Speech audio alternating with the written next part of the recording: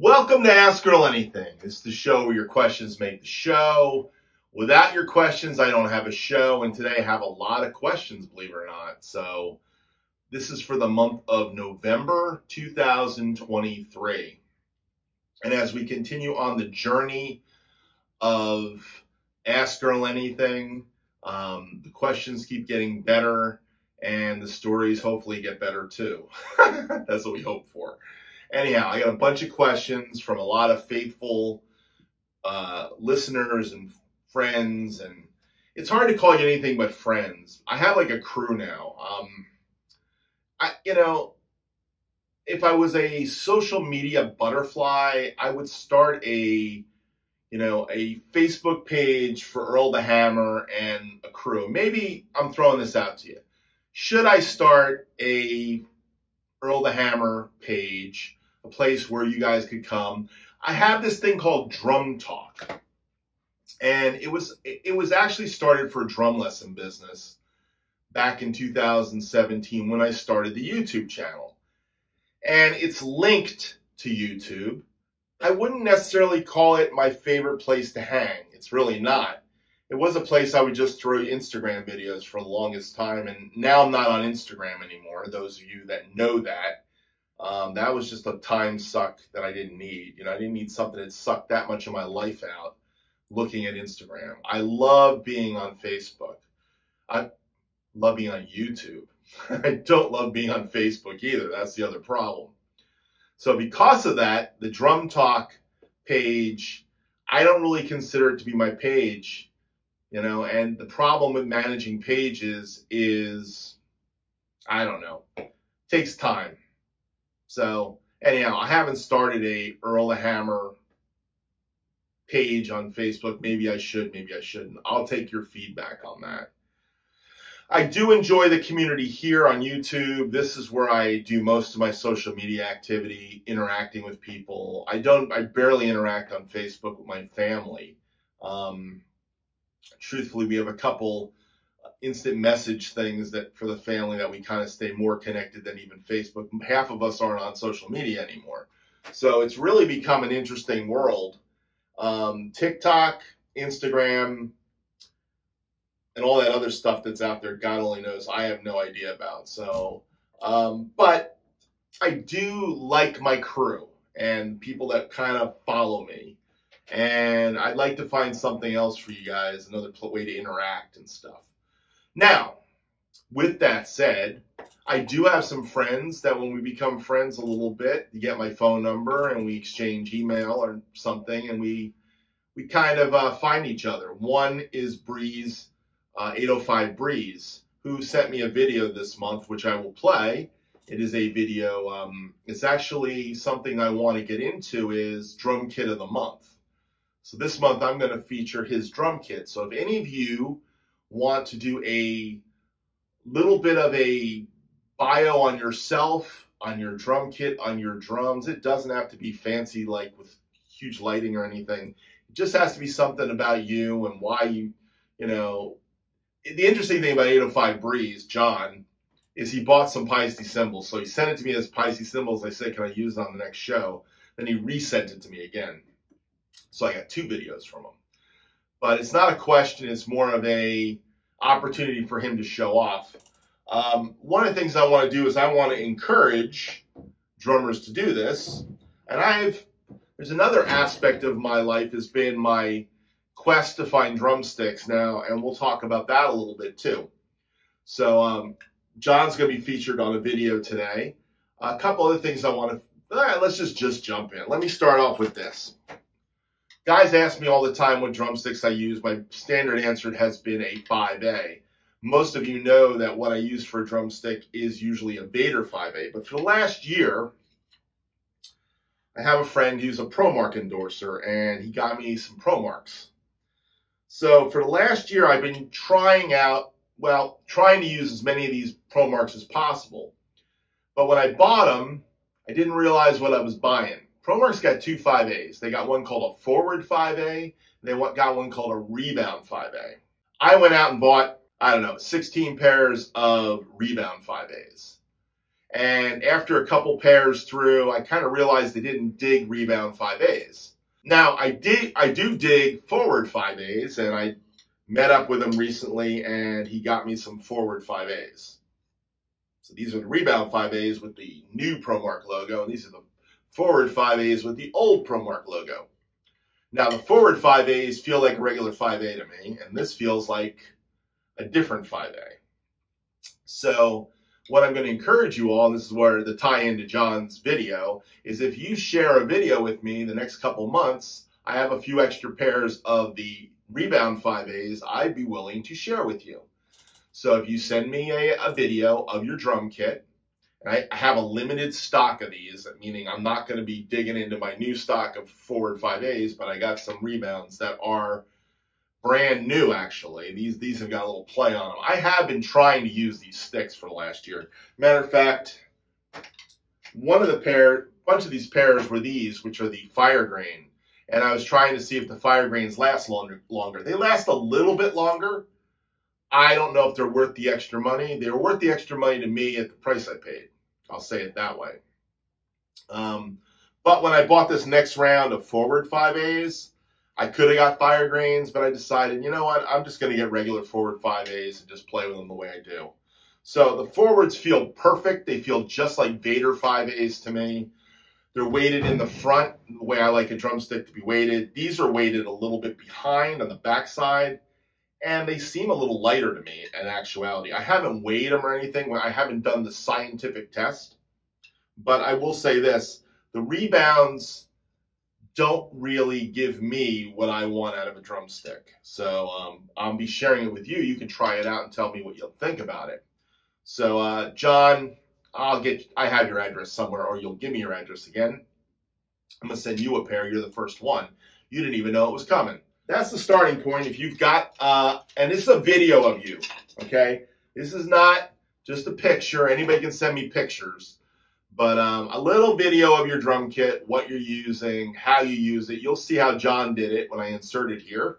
And that's what gets you a pair of sticks. Over the next couple, ask Earl anything. So I'm going to take them, see what comes in. And I have about 4 or 5 pairs of these I'll give away. That's it. That's where it ends. So the first 4 or 5 get in. All right? And I don't know if I'll mention it next month. If I get 4 videos, I probably won't mention it next month. I'll just start putting them in. It's another way of building the community that we have here. I have so many regular followers that comment on my videos. I love it. So thank you all for doing that. So let's play the video. Hey Earl, John from the Jersey Shore, just checking in. I know a couple months ago we were talking about the Paiste 2002s and the PST7s. I just got some 2002s in. I thought I'd make you a little video. A couple things changed in the room since you were here last. I got you up on the screen over here. Got my Ask Earl Anything mug. And this is another idea I got from you. So here are the 2002s, the 22-inch ride, which is great. The 18-inch crash, the 18-inch China, the 20-inch crash, which is an absolute beast. 16-inch thin crash. I'm still waiting on another one, so I have the PST7 thin crash over here. I have a 16-inch China, 14-inch crash, a 10-inch splash, and I have a PST7 10-inch splash over here.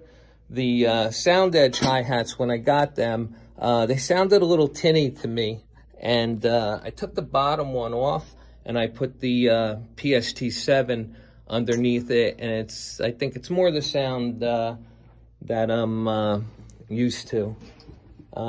Couple things, I got you on the wall up here, and when you came by, you signed my bass drum, which was great. Here's my buddy Rudy, local drummer up here. He's an absolute beast. My drum teacher Carl Wolf from the 70s, and my buddy Rich autograph. I got that in 1977. Also, Bernard Purdy lives a couple towns away from me. Got the pleasure of seeing him play. I got my Yamaha Stage Custom over here, and I have a set of PST7s on here. and also a pair of old Zildjians that I have on the hi-hat. And I got some extra PST7s over there. So that's the room, that's the cymbals, and hope everything is great. And give me a buzz when you get a chance. Have a great day. Bye. All right, John, thank you for sharing your drum room with us and all the cool things in it. Now, I love the 20-inch 2002 Crash. That's beautiful. I'm sure it's different than my 505, but comparable. I will say one thing. You said something about your hi-hats, your 14-inch Sound Edge hi-hats. I think what you have to do is you have to put them on and get used to playing them a little bit, and you find out they're a different animal, the Sound Edge. They got a little more cut, but in actuality, you just have to play with it a little bit and dial your touch in a little bit.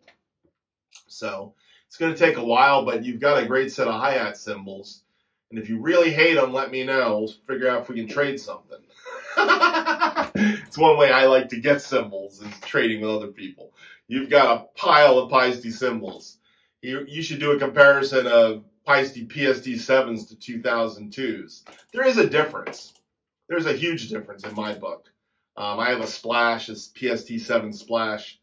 I think the Paiste 2002s definitely are the gold standard when it comes to B8 cymbals. So that's the way I look at it. But just like the 505s, the PST7s do have some wonderful sounds, and they are some really nice crashes. So if you cannot afford the 2002s, which are quite pricey, I would say the PST7 is a great starting point. No reason not to have one. And if you're like me, you know, I bought 505s early on in my career. This 505 hi-hats were the ones I bought for my brother back in the 80s. I will tell you, they sound great today. So one thing about Paiste cymbals, if they're not cracked and they're in good shape and taken care of, they will last you a long time and they will sound great. Same thing with Zildjians and Sabians. I'm not saying anything about them either, but there's a certain thing I love about Paiste cymbals. So let's jump into Ask Earl Anything. One other person I wanted to shout out to. I've got a new friend, Drum City Bob's his name. And Drum City Bob, he's got some really cool drum kits and stuff. He's done some stuff. Give him some love. Check him out. Those of you guys that like what I do, Drum City Bob plays a lot of older covers because he's in my age group, and many of you are in my age group or a little bit younger than me, but you get the picture. Or a little bit older than me, some of you. So Bob plays some really cool drum covers. He just did one of Zanzibar by Billy Joel. And he's done a lot of cool things. He's got a lot of cool drum kits. I would recommend you check out his channel. So Drum City Bob, check him out. All right. Let's jump into a couple things. One other thing I want to talk about before I jump into the questions. Those of you that have good eyes, notice I have a little tom over here. Now, you may remember this little tom.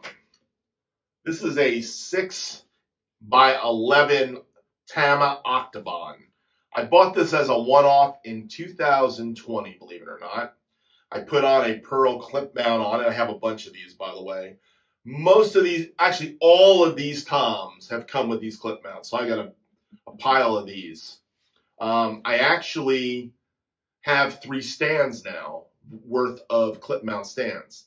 Problem is, I don't like clip mounts, to be honest. The only thing I like on clip mounts is a 6 and an 8, to be honest, or an 8 and a 10. Over here, tilted one way is fine. But when it comes to coming around the kit, the tilt mounts, the clip mounts only have one way of looking at them, and they don't really make a nice symmetrical kind of drum kit the way I like it. I like to kind of come around the kit, if you know what I mean. Anyhow, this Tama Octobon has been my 6-inch tom for the last 3 years. I'm retiring it as a 6-inch tom, probably for the most part. And I have picked up a Pearl Fiberglass concert tom, 5.5 by 6. And I will tell you the color of it was blue. And here's its brother. Yes, this is the brother. This is a 5.5 by 8 Pearl concert tom. Now I have two of them now. I have two 10s, 6.5 by 10, 6.5 by 10. I also have an 8 by 10. So I've got three 10-inch toms, one of a different size, and I've got two 8-inch toms. By the way, with the wrap on it, they're much heavier than without the wrap, just to let you know. The wrap is heavier than I thought it was. And when I felt these, I totally saw that. And when I took this wrap off, because you have to take the wrap off to get it to look like I've got right here, I found out that it's like a blue over a white wrap. So like it's a double wrap. It's really interesting the way it is. Anyhow, it's metallic blue. It is a really cool color. I think if I had the whole kit metallic blue, I might have kept it. The white was nasty. I had the white color on every other tom. All these toms were white, except for the 12 and the 8 by 10, the 8 by 12 and the 8 by 10, which came with the covering ripped off. And I bought them with the covering ripped off. Even this floor tom came with a covering on it. It had the blue covering on it. So the floor tom was blue too. Anyhow, all that to say is I've completed my kit and I've got some extra toms. I really should sell an 8 and a 10. It's kind of what I told my wife I was going to do. Now, I don't know if I'm going to, but for the time being, I'm leaving it blue, this 8. If I decide to keep it, it won't stay blue. It will turn to the same color as all of these. And by the way, my first question comes from a good friend of mine. His name is Lutz, and he had a question about the drums. And let me find Lutz's question. He goes by Continuum Drums 2297, and he's from Germany. He says, I absolutely love this song. This was Jesse Joshua Caddison. Awesome groovy drumming on it, Earl. Very nice. You nailed that thing. Good job. He said, why don't you use an acrylic bass drum like your concert toms? Which got me thinking, well, let's first define my toms. So this bass drum, which needs to be dusted seriously, I can tell. Keep looking at it, the light pop. The other thing is, I don't know if you realize it, but I really like lighting this kit from underneath. That came from my friend Chadwick Perry, Double Deuce Drums. He said to me, during COVID, he said, you should put lights in your toms. These are fiberglass concert toms. They are not plexiglass. There's a difference. I've owned Ludwig Vistalite kits, Lutz. I've had a green kit and a blue kit. Now, not in my YouTube age, not during my YouTube time, but I did have two Vistalite kits. Vistalites are very loud, very, very loud drums. These are loud drums too, don't get me wrong. But these are made of fiberglass, and the difference with plexiglass is, especially the Ludwig ones, they were molded in the Cadillac factory from what I've been told. The Cadillac factory, GM Cadillac factory back in the 70s, that's where they were made. And they were, what do they call it? Lexan, I guess they call it. Lexan or Lusan, something like that. They are a clear plexiglass like you'd have on a hockey rink, except for a much thinner shell than a hockey rink. If the glass at a hockey rink was as thin as the Ludwig drums, we'd have a problem. But they cracked a lot. I never had cracking. I sold my blue kit before I ever got to the place where it cracked. I didn't even know about cracking back in the 70s. But when I did sell my green kit, the spider web started to happen on the floor tom a little bit when I sold it. I still got good money for it, really good money for that kit. So these drums are fiberglass, and they are lucent because the fiberglass is got a kind of a yellow tint to it, just the way Pearl is made. By the way, when I was trying to find the 6-inch tom, I went to a company I went to Jenkins and Martin and asked them to build me a 6-inch tom. I've told this story, and they pretty much told me go on eBay and find a 6-inch tom, is what they said. Because their fiberglass is different than Pearl's fiberglass. It's thicker. It's the old Blamire formula of fiberglass, which is what Hal Blaine's toms actually were. So these are not plexiglass. They're not see-through, but they are translucent. So the question is, why don't I have a bass drum like that? Well, the first aspect of that was I had this 22-inch bass drum since the 90s. A friend of mine named Scott Hazen, who's been on my channel a couple times, he gave me this drum in a trade. It's a Gretsch bass drum shell with Ludwig hardware on it. And it sounds great. It's a 14 by 22. I have done all kinds of things to this drum now. I have put proper feet on it. I believe I put proper. Yes, I did. I put proper Gibraltar feet so this thing doesn't move. It used to have the old Gretsch, you know, the telescopic ones. They're gone. I have put a Pearl tom mount on here so that Pearl mounting hardware fits in it. I had a Pearl tom mount I bought for my other kit to replace my broken tom mounting piece on my Gretsch kit. Unfortunately, these were not the same size. They were a little different. This came off an export kit. So I bought it for 30 bucks and I kept it in a box for 5 years. And then all of a sudden one day I got crazy with a drill and I said, you know what? I'm going to put that mount on this. And I love it, by the way. Took the rack out. I had a rack up here for years, my son-in-law's rack. So why haven't I got a Pearl one? Well, none of this drum kit has come to me all at one time. I have been piecing this drum kit together for 15 years. So the bass drum is the missing piece, but I never really wanted the bass drum, to be honest, because my original intent was to build the Steve Gadd kit with these drums. And that meant putting double-headed 6, double-headed 12, double-headed 14, double-headed 16, double-headed 13, double-headed 12, and having the Steve Gadd, you know, hydraulic head vibe from the 70s. That's what I was going to go for. I have since changed course. I was also going to paint them black. I haven't done that yet. I don't think I'm ever going to paint them, to be honest. And I've had a couple people say, leave them the way they are, because they look cool. So this has become more of a Hal Blaine replica kit in Pearl toms, fiberglass. They can't be really Hal Blaine-ish because a true Hal Blaine kit would be Blaine Mare shells.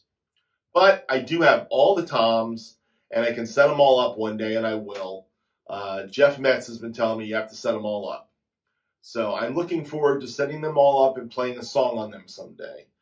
I think I've only played a couple songs with all 8 toms in it. I think one of them was The Air I Breathe by the Hollies. I did that a few months back with the other 6, the Octobot. So anyhow, fiberglass is different than plexiglass. So they're not Vistalite, they're not acrylic. They have a very cool sound. All I can say to you is the reason why they're this color and the reason why they're fiberglass and I took them off was 2 reasons. Number one, the plastic coating on the original set of toms I got, which was a 10, this 10, 12, 10, 13, 14, 15, 16, all the white was ripping off. So the white pearl was already broken and it was like shredding. And one day I pulled on it, it got worse. Then I pulled on it a little more and I realized it wasn't really attached. So it was flapping. And I said, let me take it off and see what happens. I took it off and I found out that there's a slight seam spot where they put the glue, but in actuality, nobody sees it. Nobody can even tell if it's there or not. And if I was ever to get them painted, I would probably have somebody sand them before they painted them to do it. But in actuality, nobody can tell the difference, and these drums sound great. And Hal Blaine's whole thing was he didn't want pearl on them because he wanted the sound projection. Now, I don't know how much of a difference pearl would make on concert toms and resonance, but resonance on double-headed toms, that's true. The other thing that was a deciding factor of going this natural color was I've seen it before. The drum kit I played in Nashville for the Saved by Grace album was a drum kit left at Hummingbird Studios with a 8, 10, 12, 14 double-headed pearl fiberglass drums. And they were power toms. And they had rims mounts on them. And I thought they sounded cool. So I've had this thing with fiberglass off and on for the last 40 years, either having plexiglass drums. I had a set of 5s at one point. Those are completely different than pearl fiberglass. And I think the pearl fiberglass is a very unique sound. There wasn't a lot made, and I'm lucky to have a complete set of these toms as far as I'm concerned. So I really dig them. Will I ever get a bass drum? I don't know. If one fell in my lap, that's how I'll put it. Just like this floor tom, I never thought I was going to buy an 18-inch floor tom for this kit. It fell in my lap at the right price. I had the money, and I said, let's buy it. The 6, I wasn't so lucky as having it fall in my lap. It took a long time to find it. And the week I found it, I found one cheaper that week, too. Actually, Jeff Metz found it, and he showed it to me and really bummed me out that day. So I'm not bummed out anymore. I'm happy I have it. I've got a 6, got 2 8s, got 3 10s. I got a 12, 13, 14, 15, 16, and an 18. I'm quite happy with my Pearl fiberglass drums. My next question comes from Jim Flies 2. Jim, how are you doing? Jim Huey. He asked a question about Moises. He said, thanks for helping us all do better. For the next show, finally a question for me, Mr. Analog. How do you get metronome to count in? Like Moises is great, but I need 8 clicks up front dropped in on the click track. I really don't want to cut and paste figures, cut and paste and figure out how to align the beat match. How's this done? All right. I am a nut with cut and paste, just so you know. But what I do with Logic, now in Logic it's not that hard to do.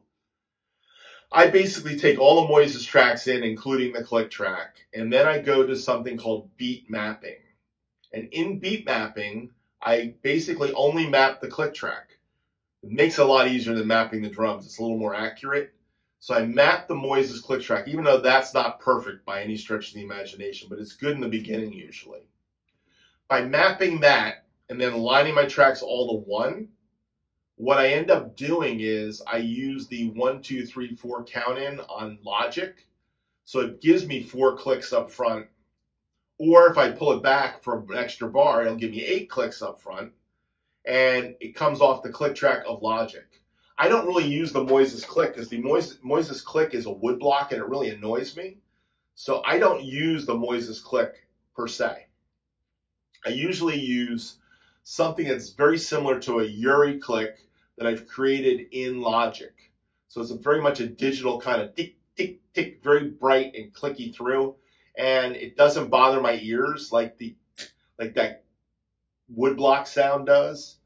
And that's how I do it. So I don't add a click. Now I will tell you, the easiest thing for you to do, Jim, is to take it, drop your stems in on bar 2. Okay? Drop them on bar 2, cut 8 bars of the click, just cut it at 8 bars, copy it, and drop it right in front of your click track. And if you do that, now you'll get your 8 bars of your 8 clicks, and you'll go right in, you'll start your track. And you won't be starting on bar 1, you'll be starting on bar 3. The key is you can also look at the metronome marking on Moises that tells you the marking and kind of set your metronome on your DAW to basically be close to that. That's another way to do it. And that might even work for like if you've got a 1, 2, 3, 4 clicks up front. If you set let's say that the song is at 104 BPM. If you put 104 in your DAW and you drop it in and you don't even align it, like I do a whole alignment thing with beat mapping, you align the whole track to the DAW, and it has the metronome actually is a moving metronome. It's never exactly 104, by the way. It's always all over the place. If you're playing these songs, even if you're playing something done relatively new, you could drop it on the metronome marking if you figure it out yourself, and it'll kind of align. But if you're doing these old songs like I do, the click is all over the place. So I use the click as a reference sometimes. Sometimes I just turn the click off and just play along with the drummer. But every once in a while, I'll just use the click and take the drummer out completely and play, and that works too. So you've got lots of options there. But that might be the other approach to do it, is line your metronome markings. If it's 104, make it 104 BPM, and set the 1, 2, 3, 4 count in feature, and it'll go. Then you'll be right on. You'll be right on. You get 4 beats in. Like I said, with Logic, I beat map it and I use the Logic click for the most part instead of the woodblock click in Moises, and it works for me. But Jim, give me a call if you have any other issues with that, and we'll talk. I love talking to you, Jim. So let's do that one of these days. All right, the next question comes from Brian Drums. Brian's a longtime listener and friend. He had a question. Here's a question for Ask Earl Anything. He hasn't done that in a while. How do you like your acrylite? Can you put into words the difference between aluminum and brass? I tend to like aluminum. What do you think?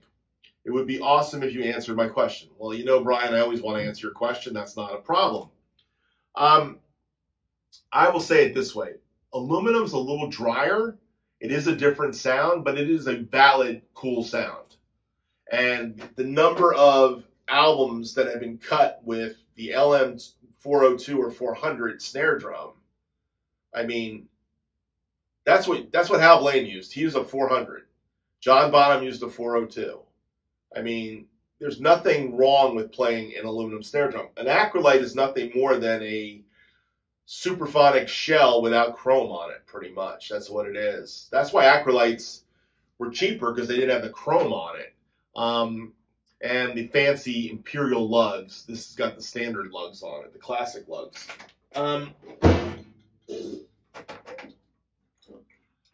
I think I go to my acrylite for a different thing. It's like a different sound. I've got a couple aluminum snare drums.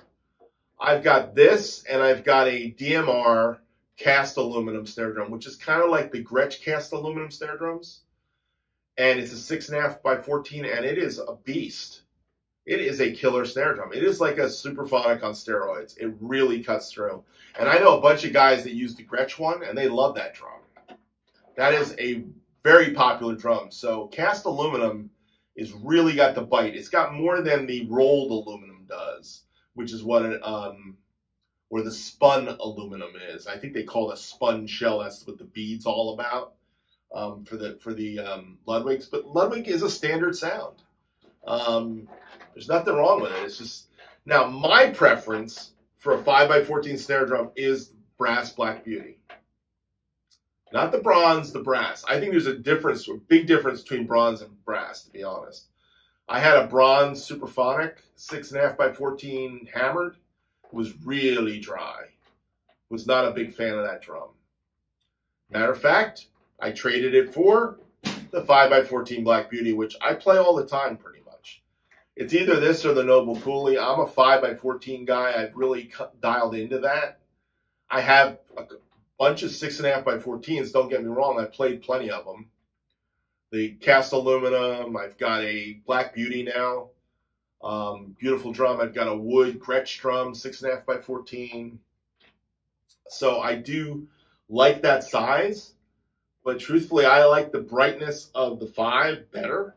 And I think you tune the 5 down if you want to. So there's a lot of range in the 5, especially the brass. So for me, that's my favorite drum, and that's my go-to 5x14. I think when I want something different, I pull this one out. And let me say this: the Ludwig brass is different than a chrome over brass Gretsch.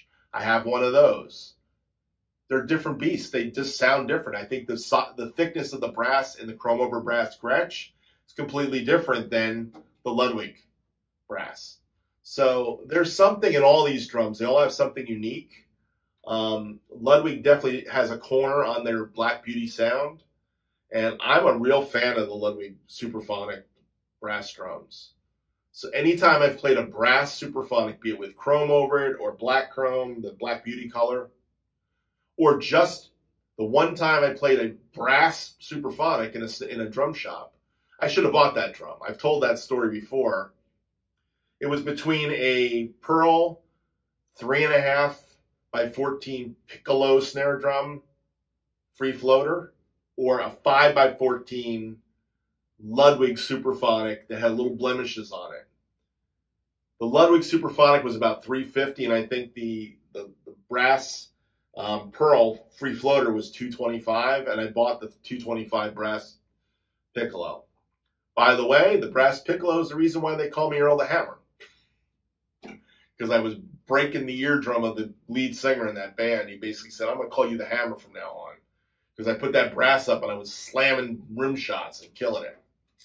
By the way, one other thing I want to share, a little tip, drummer tip. I've been really getting into this, by the way. One of the things you'll notice in my videos is I'm not playing this way very often. Now, every once in a while, I will flip the stick over occasionally. We'll be playing the butt, but I've been playing with the tip, the beat of the stick a lot. Last 4 or 5 months, it's been a lot of beaded stick. The other part of that is not playing rim shots and playing right in the center of the drum. That center of the drum thing is really important to getting a really good studio drum sound. And it's one of the things took me years to figure it out. I always thought it was about beating as hard as possible, because when I went to Nashville, they're like, will you beat that drum? You know, hit it as hard as you possibly can. And hitting it hard as possibly can meant getting a rim shot. Well, a rim shot it sends out another frequency that's a little bit wonky. And in actuality, that frequency is not pretty to the snare sound. So the more I don't hit the rim, the more I hit dead center, and the more I'm using the bead instead of the butt, it sounds better to me because I hit hard enough. Back in the day, I didn't hit very hard. Matter of fact, when I went to Nashville, that was the problem. I didn't have studio drummer chops to play hard and consistent. I just didn't. And then what they're looking for is consistency. You know, you can get consistency with a compressor. You put a compressor and every hit goes to the same spot. But that's not the way they were doing it back then. Back then, when you were cutting drums, you were also cutting reverb at the same time. And they wanted the reverb echo to hit a certain way. You had to hit at a certain volume or velocity to get the reverb to speak. So as opposed to today where we play dry and I put reverb on after the fact in the DAW. Totally different thing. Back in that day, you were cutting to tape and they were putting reverb on the drums while they were cutting it. So that's a whole nother discussion point right there on how you get drum sounds back in the day versus today. So middle of the drum versus getting the rim. When you get that nasty rim, it gets a little bit together, it doesn't really make nice with the microphone, and it makes it harder to EQ the sound and get a consistent snare drum sound as opposed to going dead center. So the kinds of things I practice is playing dead center, and I'm really working on studio chops.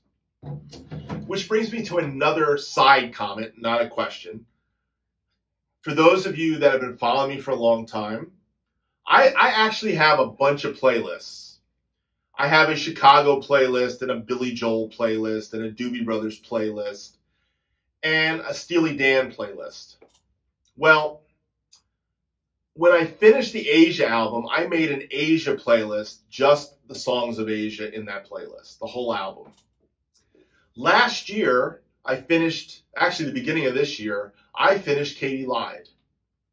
So I have a playlist of just Katy Lied songs on my channel. So you can find the Steely Dan playlist, Katy Lied. I'll put pictures of this. And you can go there and you can listen to all the covers I did of Katy Lied. So I've played all the covers of Asia, all the covers of Katy Lied. And this year, I've been burning through the Royal Scam. I've been playing all the songs of the Royal Scam. I just finished that a week ago. And now I have a Royal Scam playlist. So I'm starting to create playlists by albums now. I've done a lot of Chicago. I'm actually created Chicago playlists now.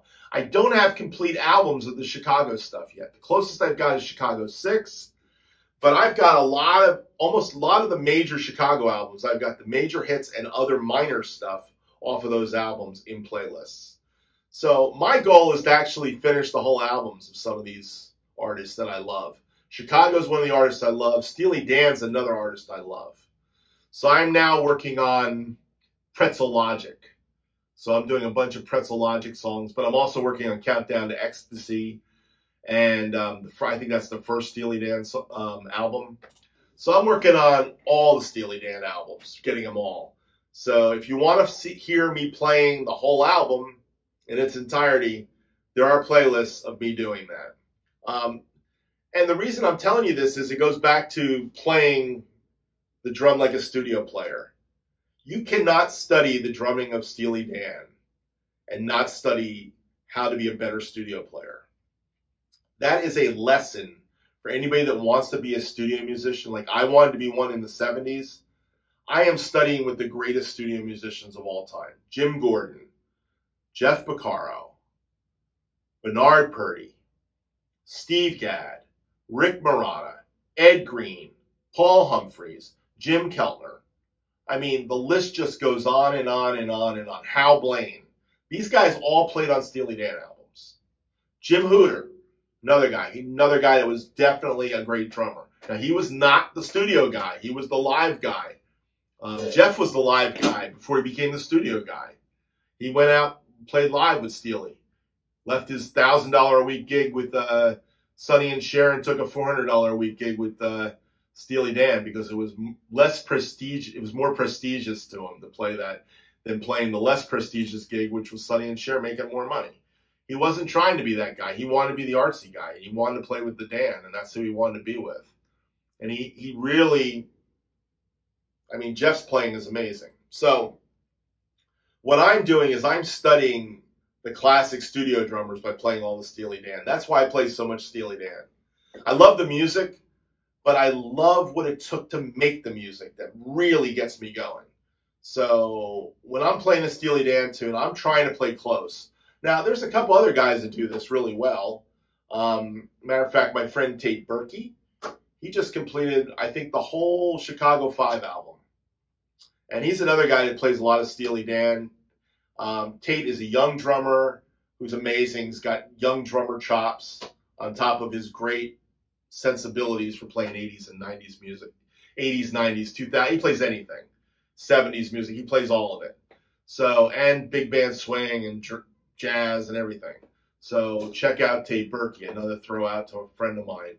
But I watched him put a compilation of his Chicago stuff, and I thought to myself, gosh, that's what I've been doing with Steely Dan. I've got 3 Steely Dan albums. So I'm going to start working on my Chicago stuff again. I have plenty of drums to play like Danny now, so I will be doing that. So, all right. Brian, Jim flies too. Let's find the next one. The next question comes from Yuri Jones. Yuri. And Yuri asked the question, how did you start learning Latin grooves? This was on One Note Samba, the Flat Ride demo.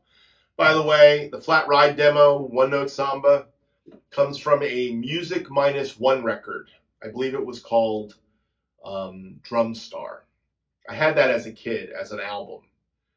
This was before drumless tracks, Moises, X-Track stems. Before guys were making drumless tracks for guys to practice with.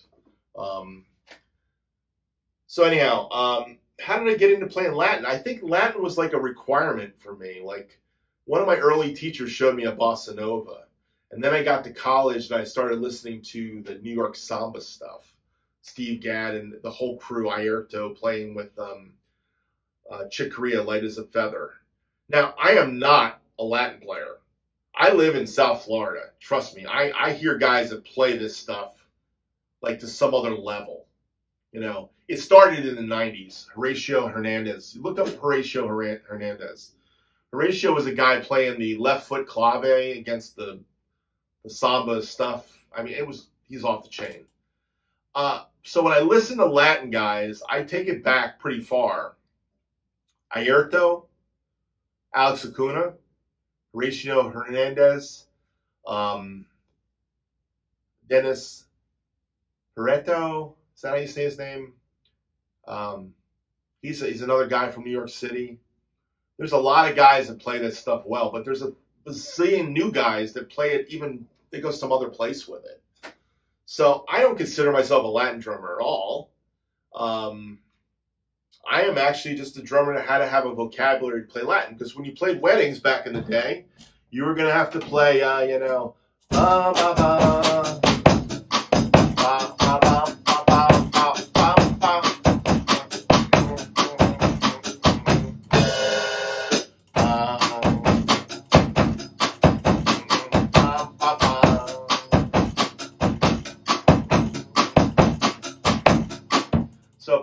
bossa nova during the cocktail hour was something I did a bazillion times. The other thing was playing very corny. We played corny Latin, we called it, back in the 70s, you know.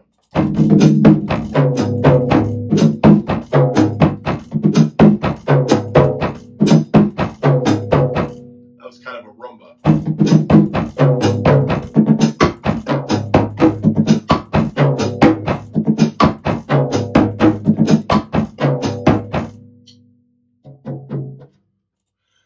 So that was a rumba beat. There was rumbas and there was cha-chas.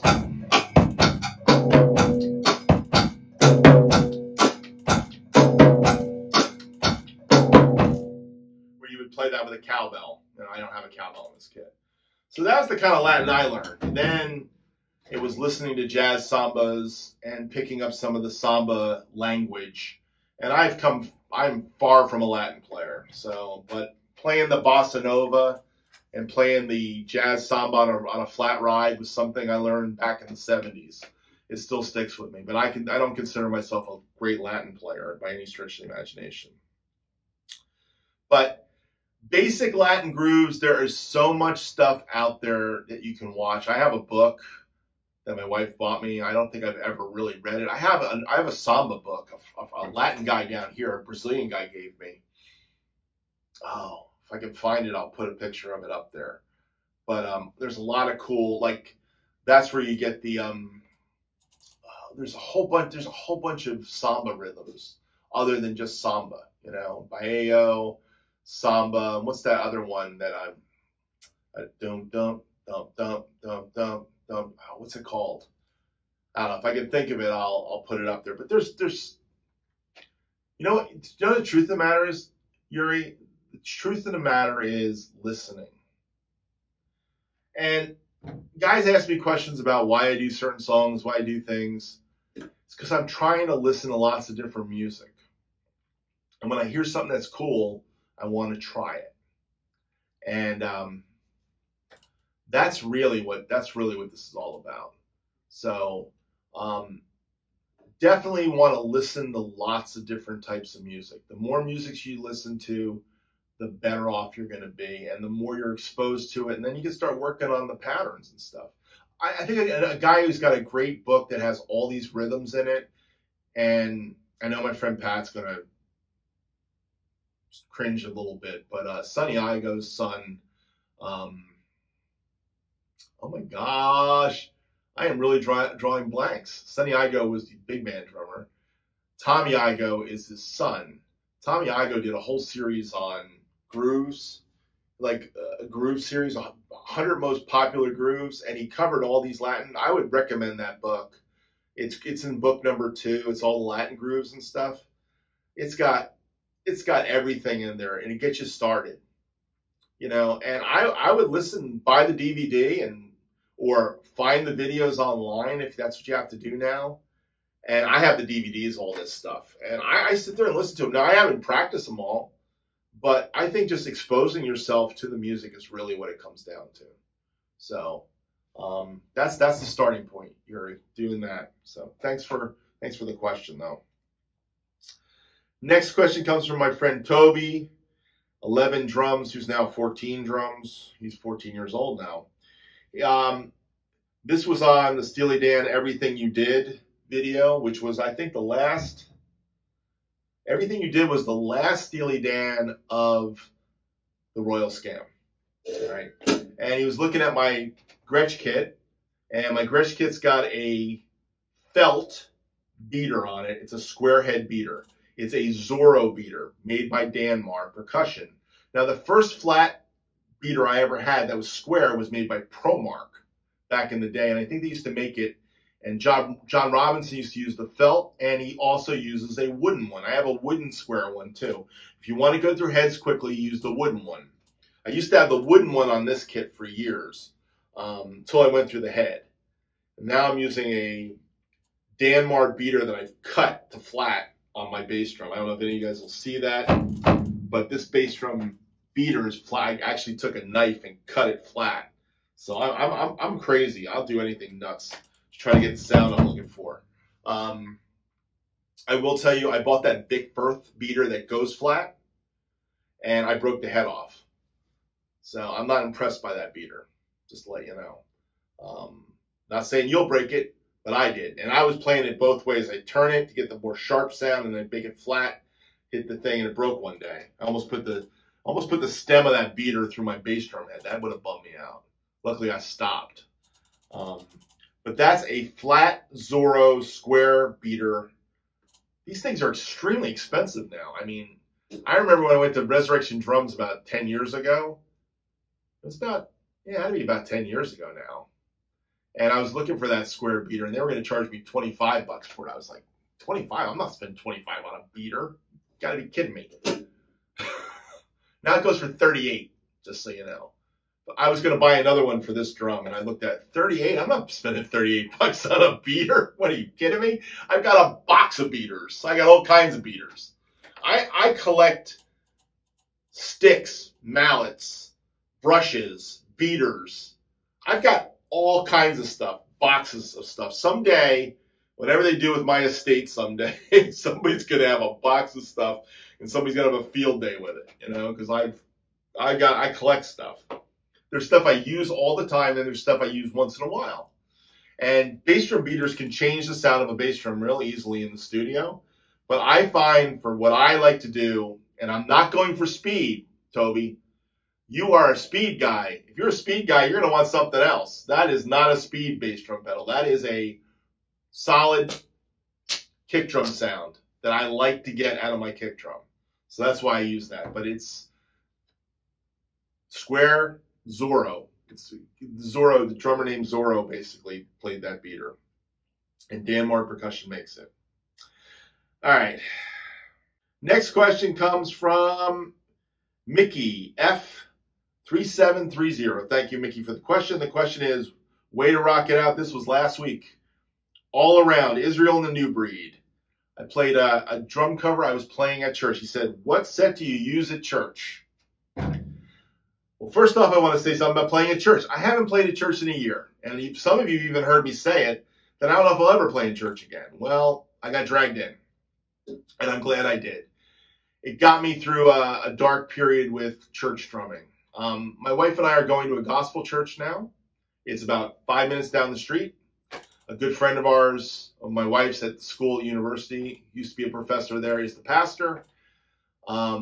Great congregation. It's awesome to get that expression of being with a multicultural expression of church, and one that's freer than the churches I've been in. The music director needed a drummer. He called me up on a Wednesday. He said, rehearsal's Thursday. I had like less than a day to learn the songs. I had 3 songs to learn. One of them was All Around by Israel and the New Breed. We were playing it with a track. We were playing it locked in with a click. We were playing it with Ableton, so he could change things up if he wanted to. I had a blast. This was last Sunday. I had a blast. It's really restored my faith in playing in church again. Now, the equipment I used in church was not my own drums. I used some of my own cymbals and snare, but I used the church kit. And a lot of times when I play in church, I play the church drums. And the reason for that is if it's a mic'd up kit, I'd rather play that. If it's a kit that's in a booth like this one was, even though the micing was kind of sketchy, I would say it to you this way.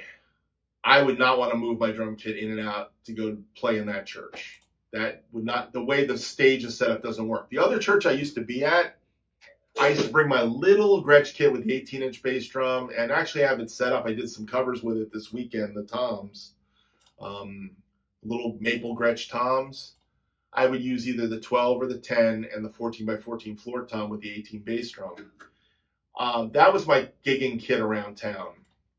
It worked in that church. We were not in a plexiglass. We were not in a booth. We were wide open. That was also the church I learned that it was better to play the Zildjian dark cymbals, like the Keropes worked really well in that church. I brought my 14-inch Keropes the night of that rehearsal for the gospel thing.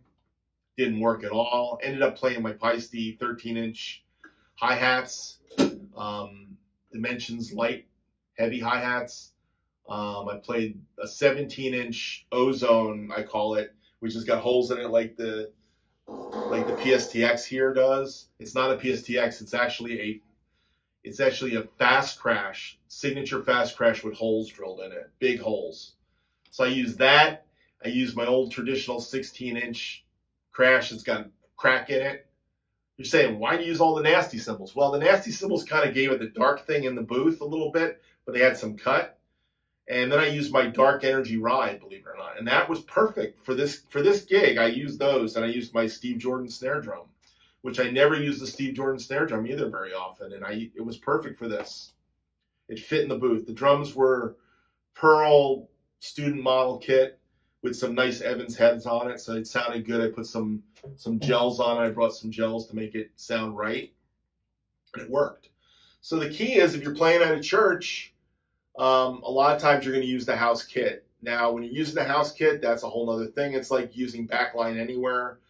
I always bring extra felts, extra wing nuts. I bring some moon gel. I bring things that can help me get through the gig. It's good to bring your pedal. I didn't bring my pedal. I wish I brought my seat, to be honest.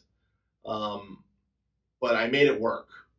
So I'll leave it at that. I made the drum kit work for me, and it sounded great, and nobody was the wiser. But I was a little uncomfortable, to be honest, because I'm a little cramped in a booth. Like, it was a tight booth with they basically had foam over my head, over the plexiglass, and they had a blanket. And I mean, the drums sound that loud out in the congregation. They don't even turn the mics on because they're even loud through the booth. So I really worked hard at playing my dynamics, and the way I did that was not using in-ear monitors, believe it or not. I used headphones because I had to have a click on it. I was on click a bunch in in the service. So I would basically, to hear myself, I would put one of the ears back a little bit, and I could hear inside the booth how I was playing, and I could hear how I was sounding with the congregation because the singers had floor wedge monitors. We were in ears because of the clicks and stuff, but you got to do what you got to do to make it work. That's what it comes down to. So that's what I tried to do, Mickey. And every church is different. Some churches got better kits than others. When I can play my own drums, I like to do it. But when I can have somebody else set the drums up and I don't have to show up with drums, I think it's a great thing. So I'm okay with that. I make it work. All right, cool. All right, another question. This comes from Rich Raw Dog Drums. This has to do with snare drums. This was on I Shot the Sheriff and Eric Clapton, and he said to me, he said, "Great pocket. The snare sounds amazing. Any tips for getting that snare sound? Maybe next Ask Earl Anything." Actually, it wasn't I Shot the Sheriff. It was Everlasting Love by Andy Gibb. What snare drum was I using for that? So, Rich, here's the snare drum I was using for the Everlasting Love drum cover. I was using my 5x14 Black Beauty. Now, on that particular day, I probably had moon gel on it, or I had another thing I used to use a lot, I still have them, is the Rogers clip-on external mufflers. I think I might have had it on that drum, but I think that the key with this, to be honest, is the tuning of this drum. So let me find a drum key. I have one. All right. So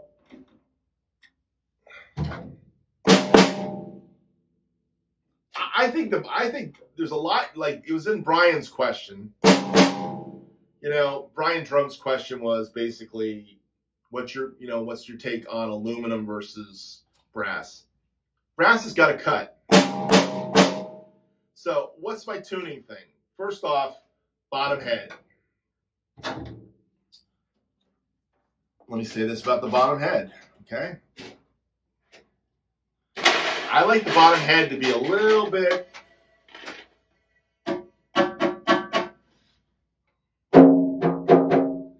pitched up. So my bottom head is tighter than my top head. That's the first tuning trick. Another thing I like to do with the Black Beauty is I've been using this 42 strand wire for a long time. That's a big thing. The other thing with the Black Beauty, and the trick I use for the Black Beauty, is the lug on the opposite of where I'm hitting. A lot of times I detune the lug. This is actually already detuned a lot, actually. And if I wanted to get fatter, I detune it even more.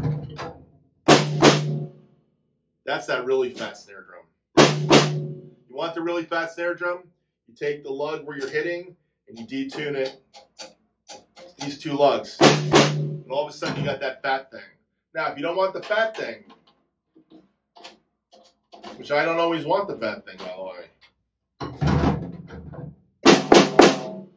The other thing you do is a couple moon gels.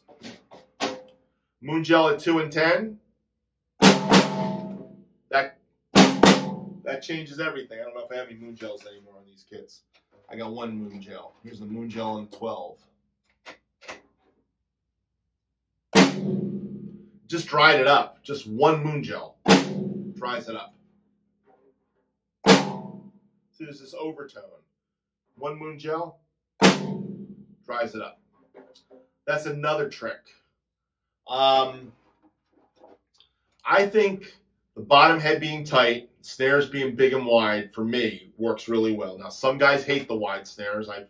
You can watch Sounds Like a Drum, and they've got all these reasons why you don't use those, but I don't really care. That's what works for me. The other thing that works for me is the zero ring. Now, this is the big fat snare drum. I have another one that's smaller. Big fat snare drum fattens it up. But if you just want to take a little bit out, you put the other zero ring on it, which is a thinner zero ring, and that works a different way. By the way, if you notice on this acrylite, I've got one of my thin rings. It's not even an inch. It makes a difference. Let's see.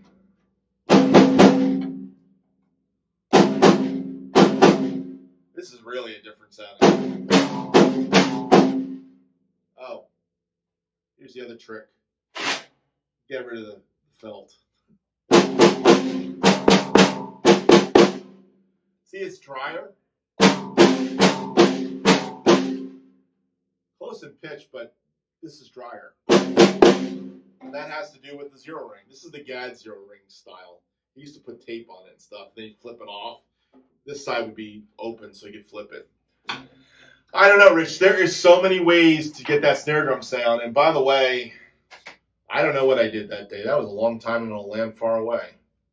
I constantly change snare drum sound. So I would say it's starting with a good tuning, your bottom head tighter. I tend to like bottom head tighter. If you're a guy out there that likes bottom head looser, let me know. But I find either guys like them exactly the same pitch or the bottom head tighter. I get crispness from the snare drum. Crispness from the snare drum when I have it tighter. So that's my thing.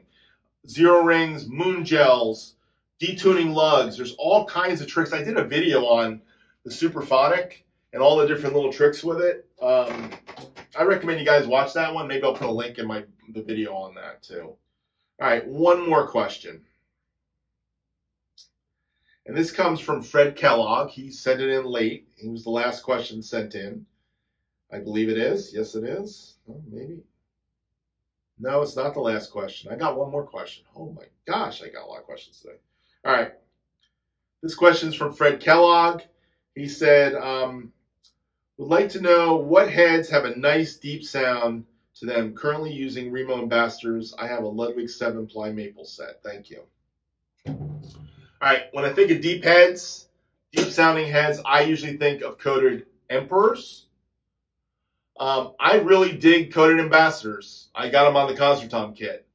I like the 1-ply heads on my Gretsch kit these days. But for years, I played coated Emperors. Coated Emperors or Evans G2 heads.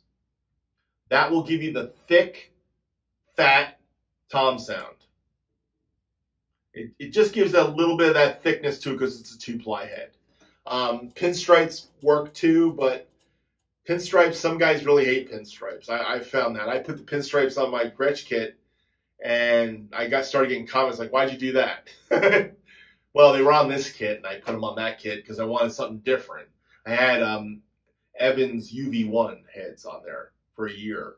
So I just wanted a different sound. I may go back to the UV ones. There's nothing wrong with them. They sound great, too. But I think for that deep, fat tom sound, I think I would tell you to go to the coated Emperors. I don't really like the clear Emperors, to be honest. Clears have a little bit more punchiness to them.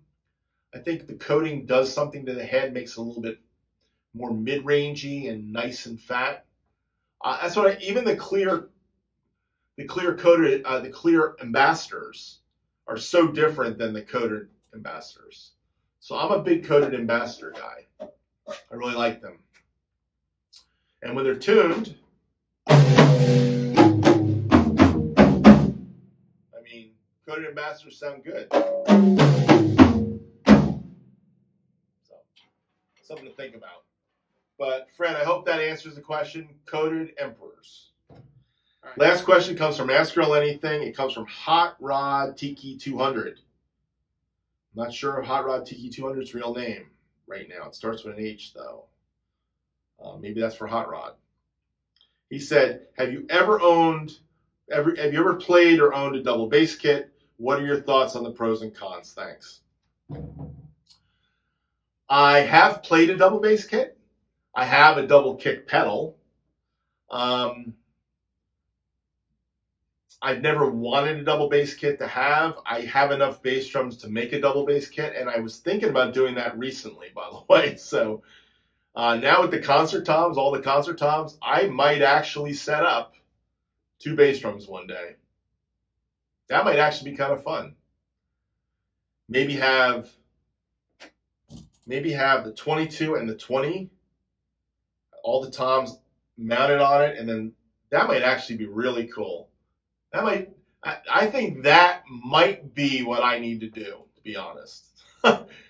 This is for Jeff Metz. If you make it all the way to here, Jeff, you've now heard me say it. That might be the way to do all the concert toms. So put it in a double bass kit. But yeah, I've never wanted a double bass kit. I've seen guys that play them. My favorite double bass player, believe it or not, is Louis Bellson. Danny Serafin played a double bass kit for a while. He was big on the double bass kit. Another guy who played double bass really well was Ed Shaughnessy. Notice I'm saying jazz drummers. I'm not saying the rock guys.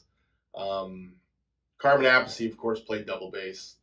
The pros to it is you've got 2 bass drums. The cons is the bass drums aren't necessarily tuned exact, but that's probably a pro too.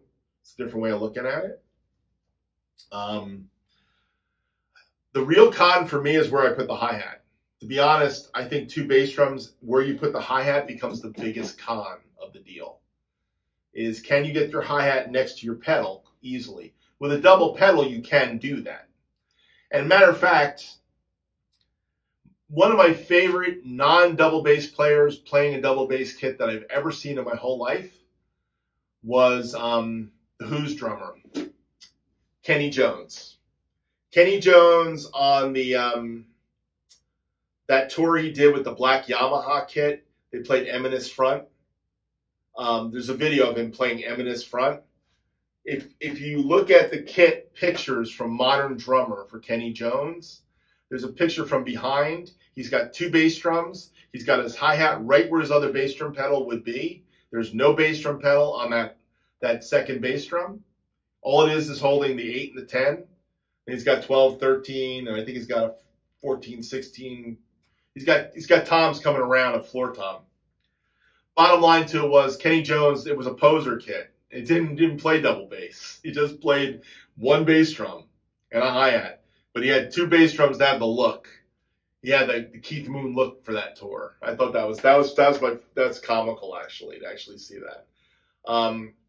I have seen guys play 2 bass drums and then they're using a double pedal because they want to get the consistency of sound and miking it, which is another vibe, a whole other vibe there. Yeah, double bass is cool. Just a massive kit, just a massive kit. But I think it might be kind of cool to set all these concert toms up on 2 bass drums. That would be the real true Octoplus. Maybe I'll do that. I don't know. It's just going to take me one day doing it one day. Anyhow, thanks for the question. It's really space, too, having space for it. I mean, that's a huge kit. 2 bass drums makes the kit much bigger. So it really comes down to your space. The pros, I mean, you can play all that double bass stuff.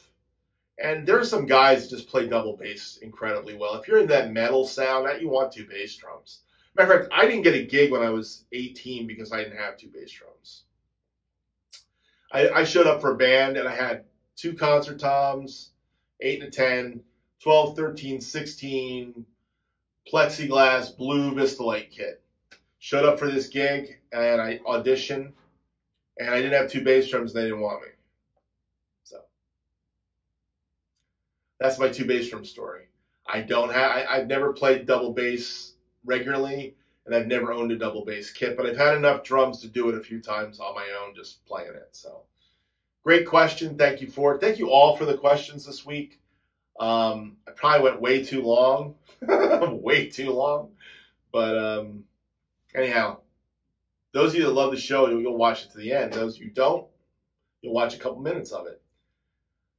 Remember, your questions make the show. Without your questions, I don't have a show. Thank you all for watching. Please like, subscribe, buy my merch. Why did I say that in the front? You know, nobody watches it at the end. Have a great week, guys and ladies. Thank you all for watching.